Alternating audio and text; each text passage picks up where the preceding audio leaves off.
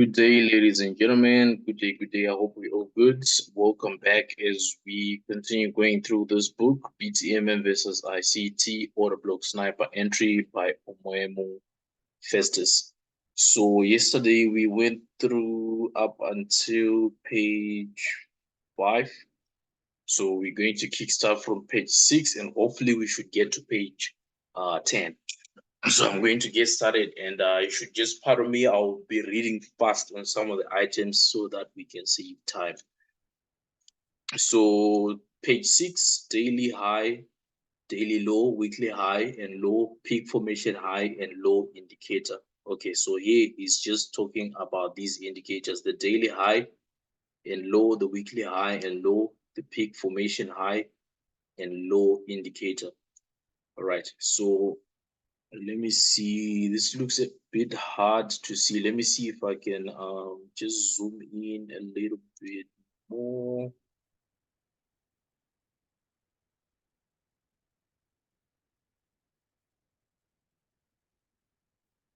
Okay, maybe I might have to zoom out one time. Okay, I hope this is visible for you guys. If it's not visible, you might have to get a grab of this book so that you can just go through it and see clearly as we go through it. All right, so this is just basically an explanation of the indicators. I think I also touched on this yesterday where we mentioned the yesterday high, which is YH, right? Previous day's high is denoted by this blue tracer, same as the low of that particular day is also denoted by the same blue tracer on the bottom side. So for yesterday high, yesterday low, we've got the TDI on the bottom here, which is the Traders Dynamic Index. We've got the EMAs, which are our moving averages, the 5, the 13, the 50, and the 200. But if you see on my charts, I do not use the 5. Then we've got the order block, right? And we've got the quarter theory hesitation point, which are these blue lines. Blue lines. I think I also touched on these yesterday when I was showing my charts. All right. This is just showing how the template looks like. So let me just confirm I'm sharing my screen. Excuse me. All right, so if we jump to the charts, you see it's more or less the same thing, right? We've got yesterday's high right there, which is the previous day's high. We have got the moving averages. We've got our TDI, and we've got order blocks within a setup there. We've got order blocks in there. Yeah, so hoping we're on the same page. I'm going to continue with the book. All right. So what is an order block? What is an order block? There's many variations of what an order block is. Many people explain an order block in different ways. But if you want, okay, let me not go into that. Let me just go through the book so that people don't get too confused. All right, so what is an order block? Like I said before, since the market maker focuses mainly on volume accumulations and collections, the volume is found on yesterday's high and yesterday's low, the weekly high and the weekly low, etc. An order block is a specific candle or candles or bar that, when properly viewed in institutional context, highlight smart money buying or selling. All right, so I hope that's clear. An order block is a specific candle or candles or bars that, when properly viewed in institutional context, highlights by smart money buying or selling. What is a bearish order block? A bearish order block or bearish order block is the last bearish candle before a strong move to the top, forming a peak formation high or higher high in an institutional order flow, right? When price breaks that level going downwards, it's called a bearish order block breaker, right? Bearish order block breaker. Sometimes those who follow me, you hear me call this a breaker block. It's just the same thing, bearish order block, a breaker. The movement downward is a bearish move from the peak formation high on yesterday's high, the weekly high, or the monthly high. So before we got into the visuals, let me just illustrate what the author is meaning here. So he tunes, or he says, bearish order block is the last bearish candle. So let's say our price is pushing up, right? So within this candles going up, right, is the last bearish candle before a strong push up. Meaning if your bearish candles are black or red, let's say this is the candle here, then these next candles are green. Let me actually use color visualizations in case there's somebody who is new. So let's say your price was it's going up, then we get here, then we create a red candle here, right? That's the last red candle. Then the price continues pushing up, pushing up, pushing up, maybe creates a doji here, right? So this last red candle, which is right here, this last red candle, that's your order block. So that's the candlestick you want to mark out. You just draw it into the future. And if you're using indicators, right, your high of the day will have a peak. You will see an indicator showing a peak there.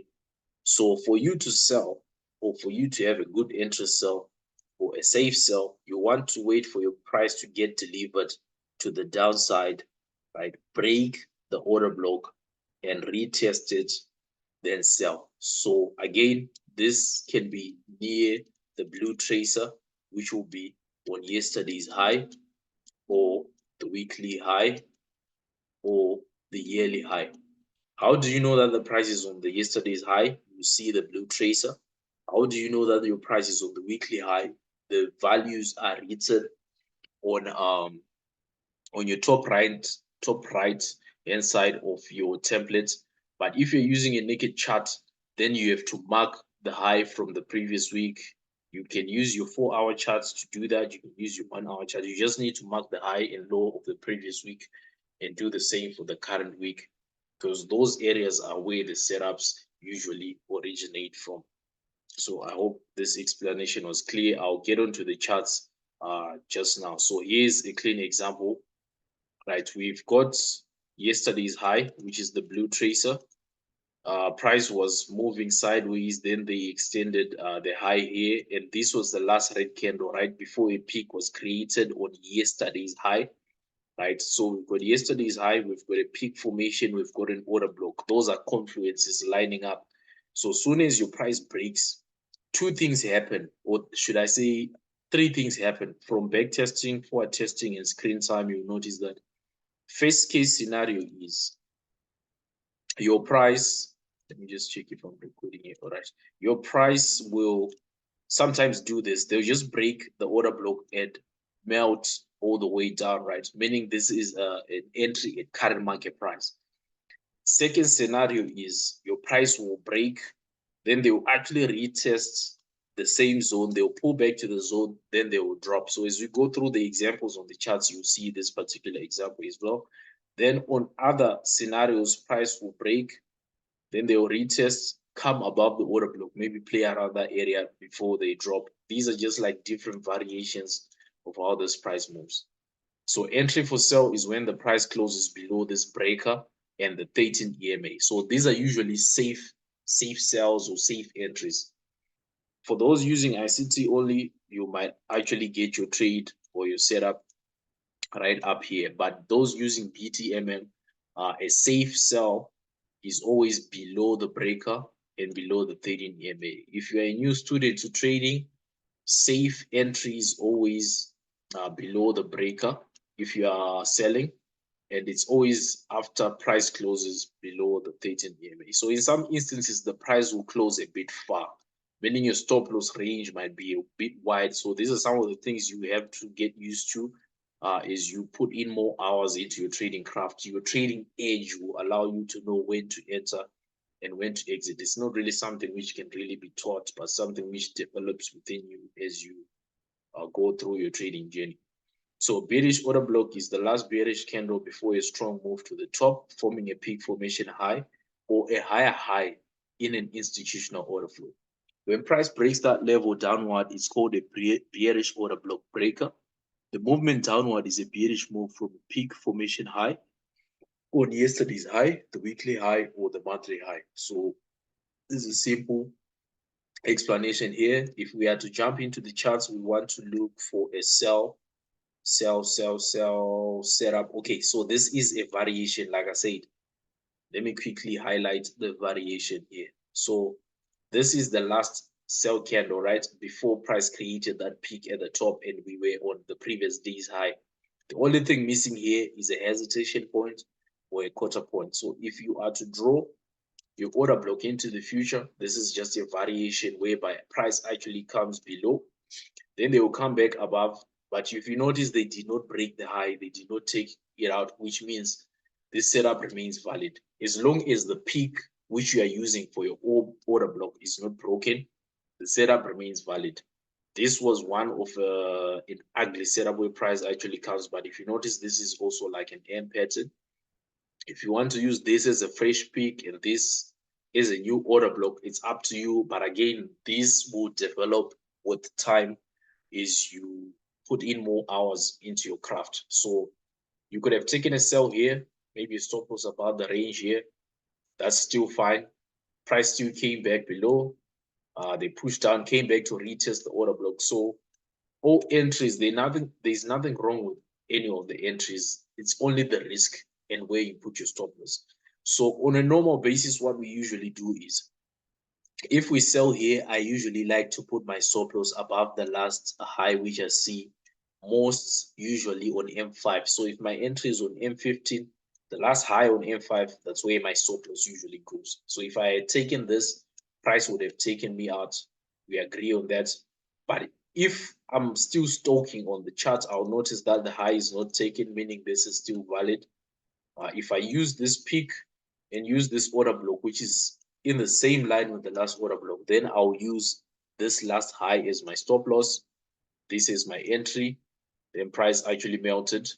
Again, remember yesterday when I said when we are trading towards the moving averages, you want to scale out when price hits any moving average.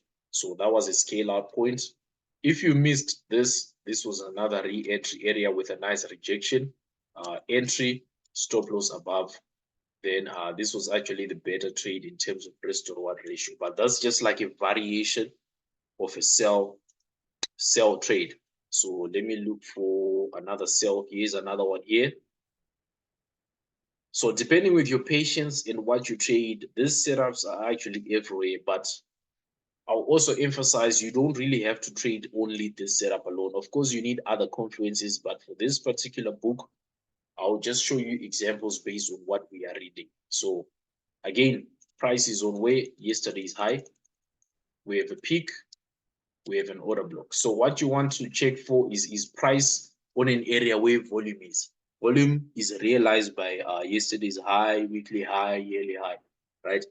So yes, do you have a peak which has been created? In this instance, it's a peak formation high or a higher high. Yes, we do. After that higher high, if you look down, do you have an order block? Yes, we do. Here's the order block. All you have to do is wait for price to break, close below the 13. So here, if you notice, the break below the 13 happened here. Again, it will depend with your screen time, to depend with your age. Early entries will be somewhere here because already this is a safe entry below the 13 EMA, right? Stop loss goes above this zone. Or if you enter below the order block, stop loss goes above the last high you see as the price was being delivered to the bottom side. So if you put your entry here or here, stop loss here, this price retested a bit, then it melted, scale out on the 200, scale out, will take profit on the 800. So that's another example of a sell trade. I'm just going to look for one more sell. I'm looking for ones where we can locate a hesitation point as well. So here's another one which is more like a variation. Here you can see this trend is strong bullish. Why are we saying it's bullish now? Because we're trading above all the moving average. So remember, the moving average help you to understand where the trend is going. That's the first thing. So if you're selling against the trend, you should know that you're trading at retracement and you shouldn't hold your trade for long. All right. So again, did this play out? Yes, it did. We had yesterday's high. We had price creating higher highs. We had a peak. You can use this as your order block, but here there was no continuation. So the safer order block would be this one. This, I think it was a news event. So I'm not sure if a sell would have been good here because this candle only closed way, way below. So this is one other thing I wanted to mention. If your price closes way, way below your zone, you should actually allow it to retrace and see if it's going to reject the order block for a continuation sell. But if you're using other confluences and you understand where price is going, there's no need to wait for a retracement. This would have played out already. So these are just like variations to the theme, as Steve says it. It's just variations to how price plays out. So I hope that was understandable. If you guys have questions, do not hesitate to ask.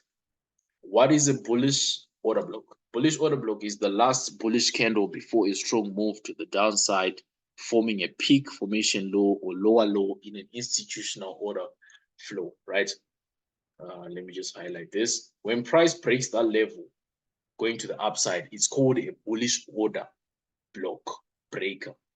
The movement upward is a bullish move from a peak formation low, which happens on yesterday's low, the weekly low, or monthly low. All right, so we've got an example here. Again, it's more or less the same thing. Your price will be coming down. Let me just elaborate it here quickly. Your price will be coming down, creating lower highs and lower lows, right? Then at some point, before they create the last lower low here, they will leave a green candle here. Then the rest of the candle will be bearish, bearish, bearish, right? So for you to actually buy, this has to happen at a price where there is volume or at an area where there is volume, either on the yesterday's high, the weekly high, sorry, yesterday's low. Just remove this. On the yesterday's low, weekly low, or yearly low. Right. Once you see the tracer, usually if you're day trading, you want to mark your order block and the indicator will show you a peak here. Then you want to wait for a price to come break. So that's your entry, or to break and retest, which is also your entry, or just do some funny stuff here and you get your entry. So nothing is perfect. That's why I try to show you examples of different variations of the same pattern. So if you notice on this chart, what do we have? Do we have yesterday's low here? I do not see it on this particular example, but I've got a hesitation point. Oh, there's yesterday's low marked here. So you see there's the blue tracer right on the bottom here. Sometimes the blue tracer will happen here. Remember, the book says you can trade, you're trading outside back into the blue tracer, right? To get the maximum pips on that particular move. So in this example shown by the author, we've got our blue tracer, we've got our peak, we've got our order block, price comes, breaks, and this price just continues to push up. You can scale out at the 50, scale out at the 200, scale out at the next hesitation point, or scale out at the previous day's high. There's many ways you can actually exit your trades, but I think that will be a session on its own just to explain entries and exits. All right, so bullish order block is the last bullish candle before a strong move to the downside, forming a peak formation low or a lower low in an institutional order flow. When price breaks that level, upside is called a bullish order block breaker. The movement upward is a bullish move from a peak formation low on yesterday's low, weekly low, monthly low, right? So that's the illustration there. All right, if you guys want an example of buys, I'm just going to use the same item on gold. So here's a nice example where we have a failed setup. So if you look at this particular price action, this is what, the 14th of Feb. Let me see if I can zoom it in. Perfect. So what I want you to notice is the blue tracer is here. This is yesterday's low.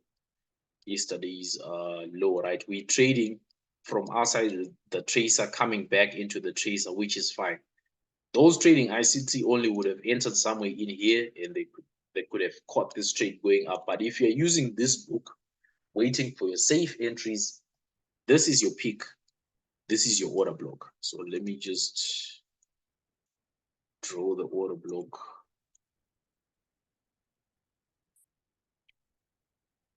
Okay, we just draw it into the future for this particular day, right? So you've got a peak, yesterday's low, order block. Everything is lined up, right? You want to trade above the breaker. There is your buy. Your stop loss goes below the last low, which will be right here. That's where my stop would be if I execute this trade. But what I want you to notice is this price then comes back and it actually takes out this low, which makes this trade a losing trade, right? So it's not all of the setups which are going to play out. That's one thing you should know. This is not the holy grail of trading. There will be wins, there will be losses. That's why we also emphasize on proper risk management. Always calculate your risk before you enter a trade. Sometimes you might want to risk 10%, thinking that this is the setup which will make you 50%. But on that particular day, it will be a setup like this, which actually triggers everything lines up. But for some reason, that setup doesn't play out. So if you notice, this price ends up creating a new low or a new peak formation low at New York session, because this is London, this is New York. So they create a new low, a new order block here. So if you're still trading, you can still take a buy here. Then depending with pips or whatever you'll be targeting, you can catch a scalp trade. But if you notice, this price also retraced. Let me see what happened on the next day. Eventually they pushed up, but this wasn't such a good day to trade. So you might have had two losses or one loss in the break-even trade or one loss in the small profit. These are variations which you need to see and you need to know. You just need to know that it's not every setup which is going to play out. So here is a nice sell here. Another sell here with equal highs. Okay, we're looking for buys. Okay, on this particular example, we do not have a hesitation point on the bottom here, but we do have a peak. We do have an order block, right? So entry, stop loss, scale out, scale out. You can still target highs here, but again, do not be greedy in such a way that you want to catch big moves every day. If you're day trading, always go for like 50 pips, 30 to 50 pips. That's also one thing I would emphasize. So from here on the entry 2026 to 2031, that should be 50 points if you're trading gold. So this move was actually not that bad because it ended up giving 68 pips going back to the 200 EMA, which is still good for a setup to be correct. If you want to map out 1:3, that's still fine.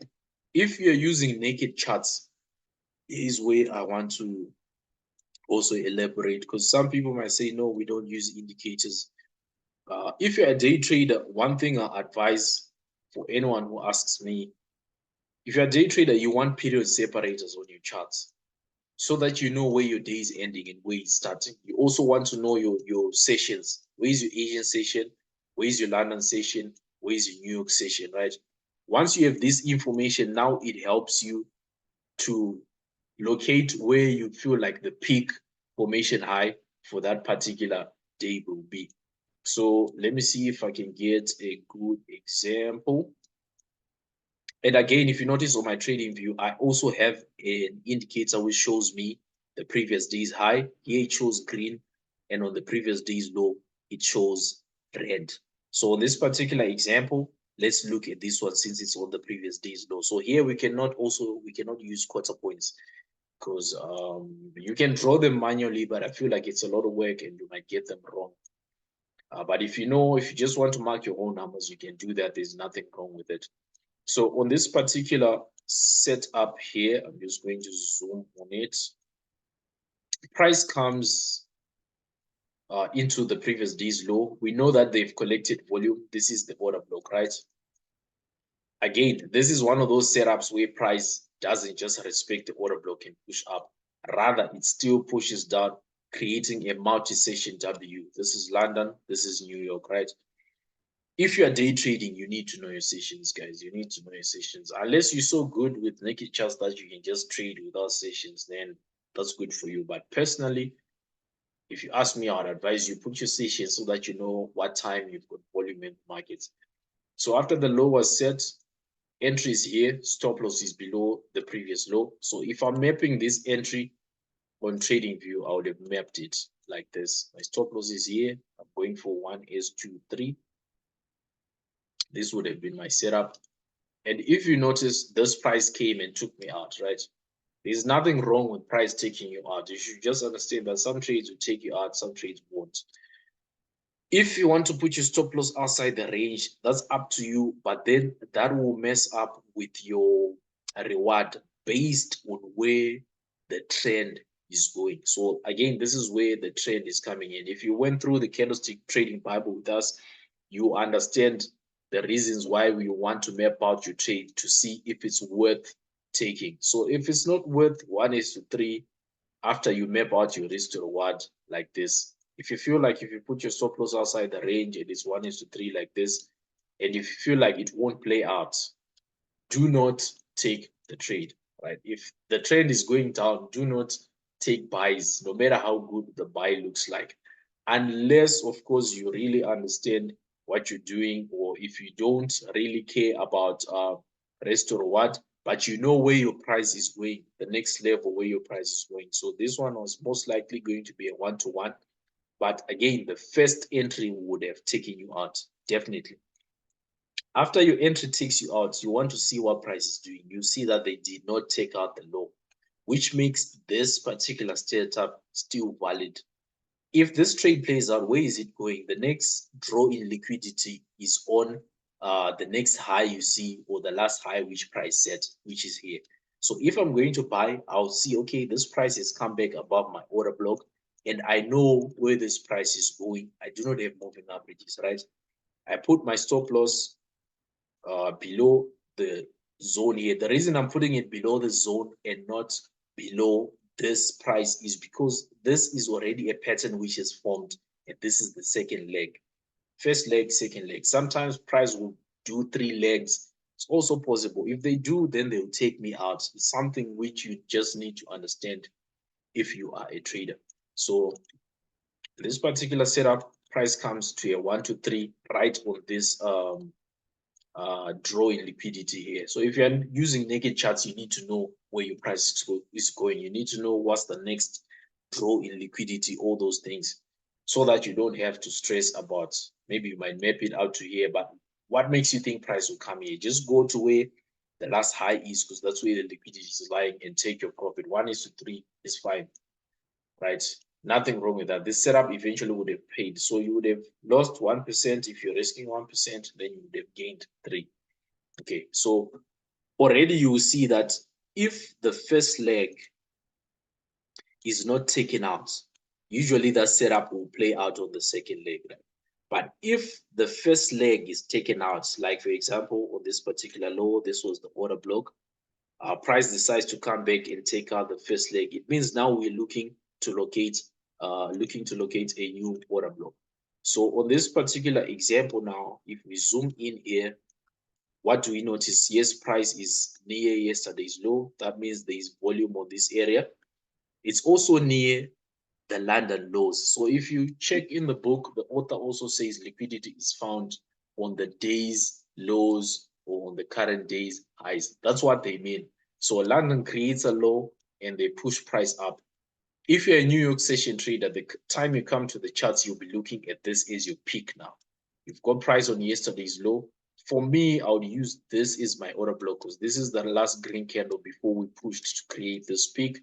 So I want to draw it into the future. The safest one is too far. You can see it's way up here, but it's still valid though. This price still breaks it. You can still get pips here.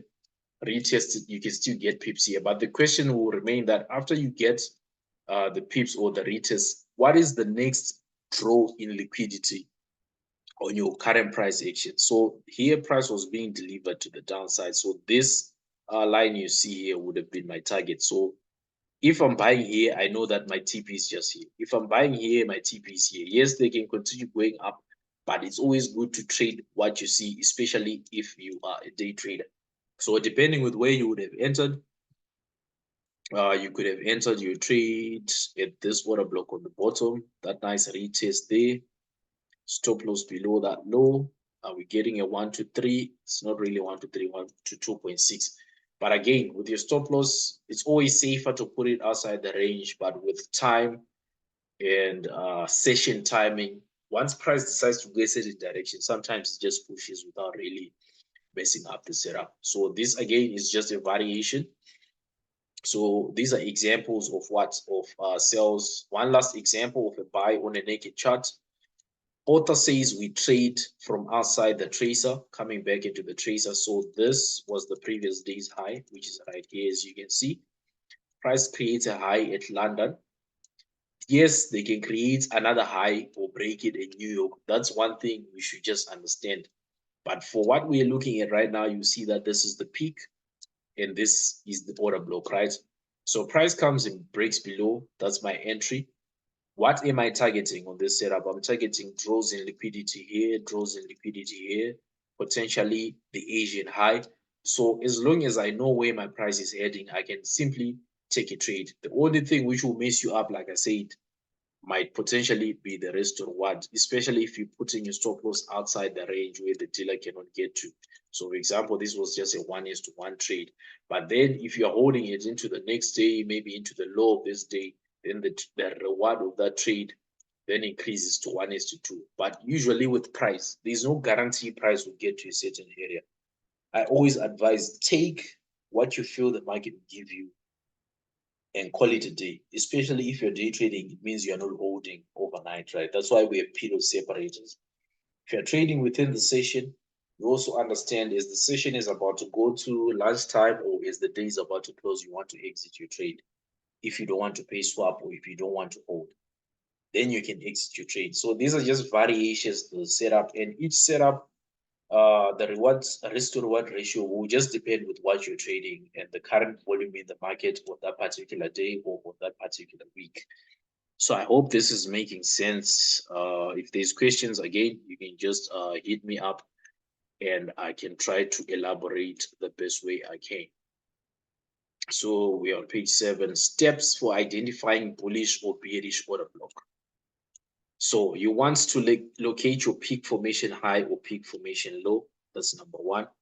Price has to be in the previous day's high or the previous day's low, weekly high or weekly low, or at a hesitation point or a whole number point of a quarter theory, right?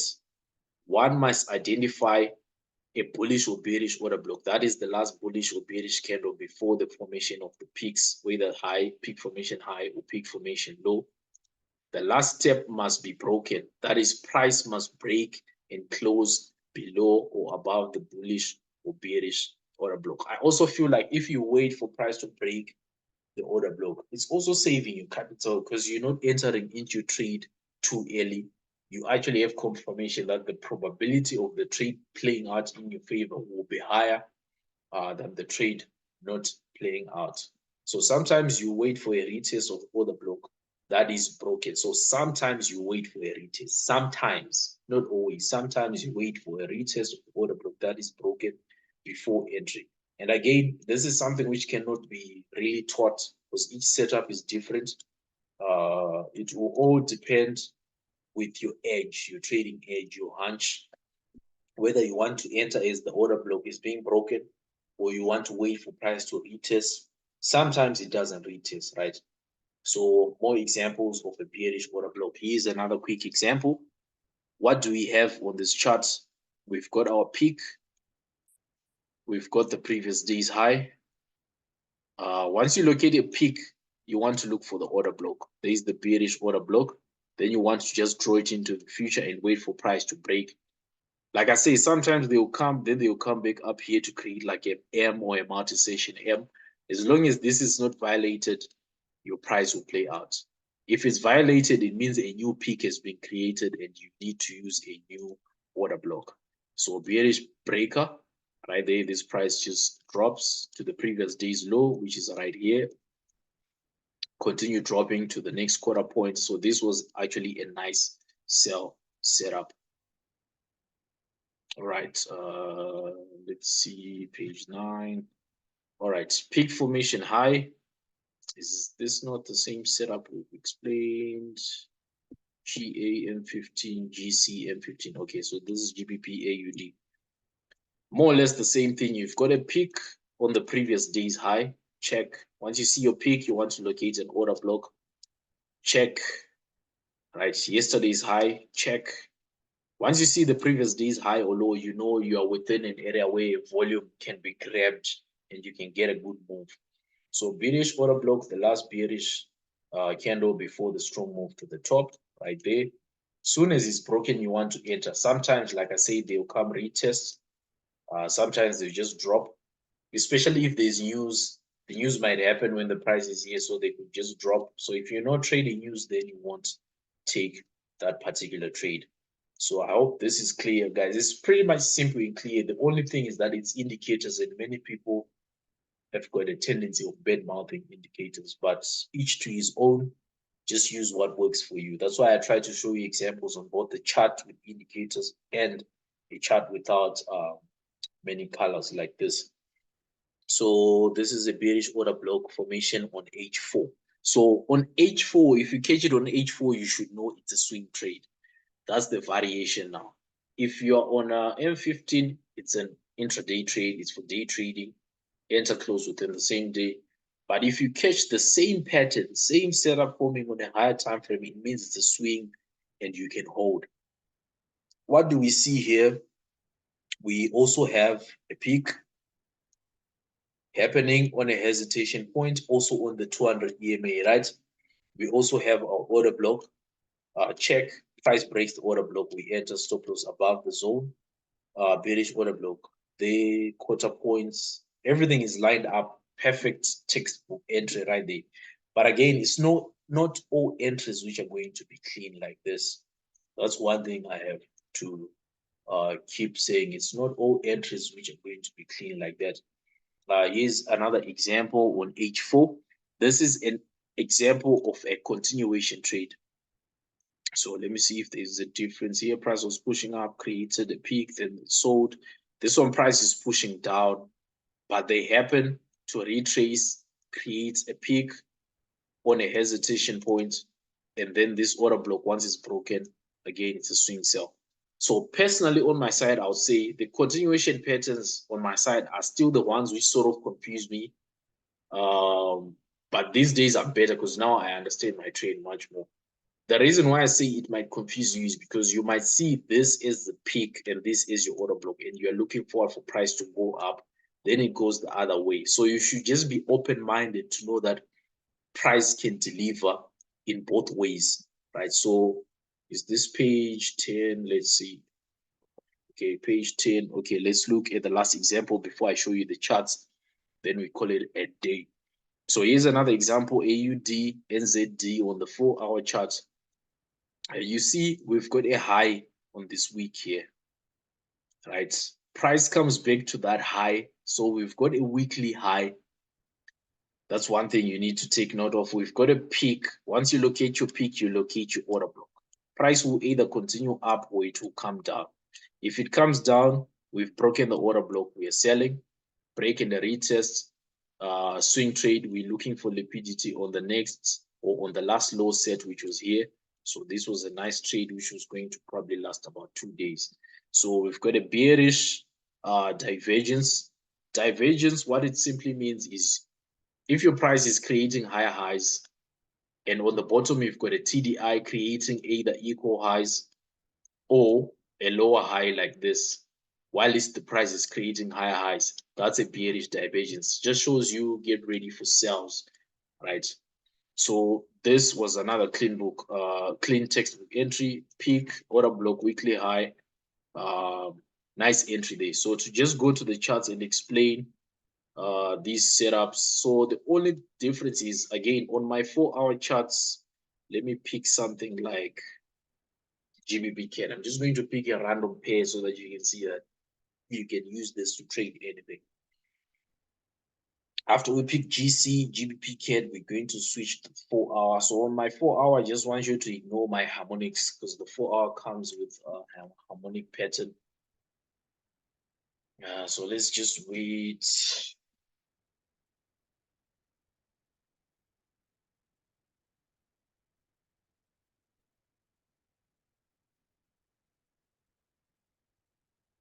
Okay, wait for the chart to load for hour.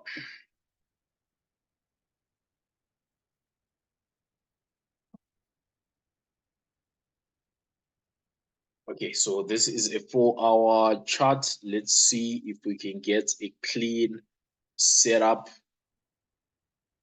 So not even going far, you see here we had a peak hesitation point, but we had no order block here. The order block is way too far, right?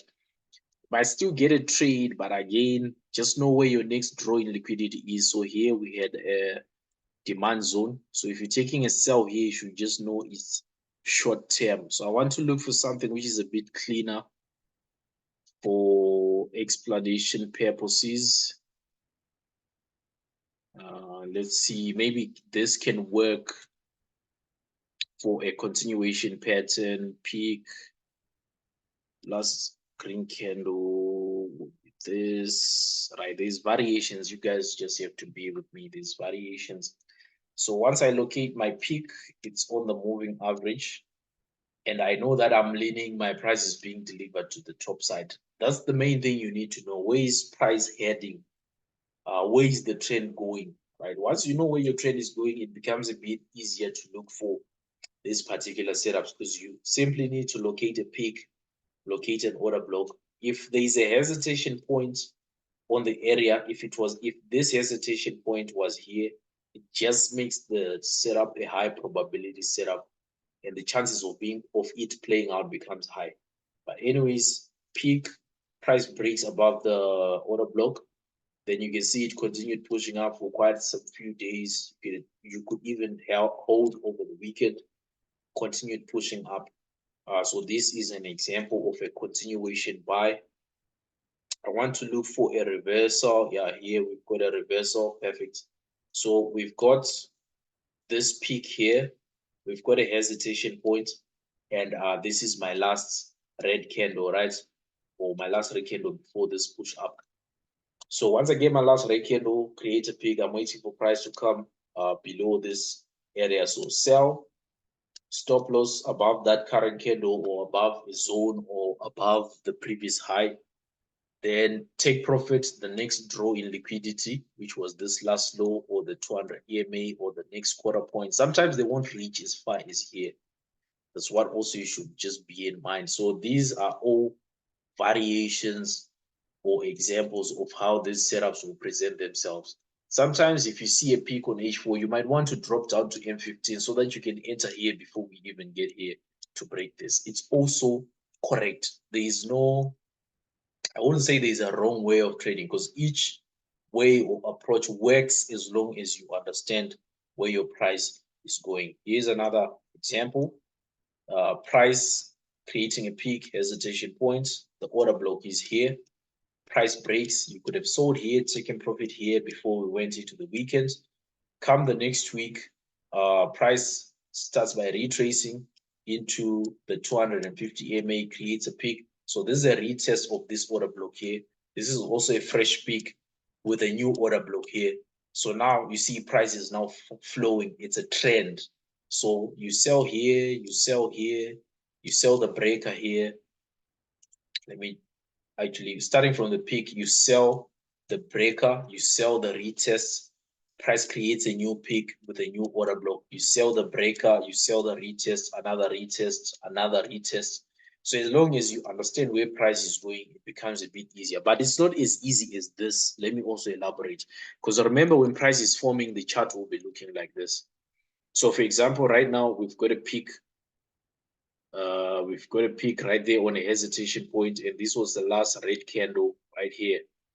So right now, I would say GBP CAD, I would actually love to look for a sell soon as we close below this zone, right? This is a current trade which is playing. But remember, the trend is up. We are in an uptrend. We're not yet sure whether this price wants to continue or it wants to reverse. So that's where it becomes difficult because people struggle now to know, am I really selling to hold or am I selling a short-term trade? So to help you with that, I would say just understand where your trade is going. So if GBP CAD, let's say we are bullish now. If we're bullish, price doesn't just go up. That's number one. Price is to retrace, right? If you run your fib for a buy, price will definitely retrace into the 38, 50, or 61.2 area, which lines up with the 50 EMA and the hesitation point. So what are we saying? We are saying chances of this price selling are there, but it might not be a long term because price might be continuing up. So that doesn't mean we cannot trade. If we go down to M15 now, let's see what pattern we have. So now you're incorporating your multi-time frame analysis. So if we jump down to M15, take note price is also reacting off the previous week, right? So jumping down to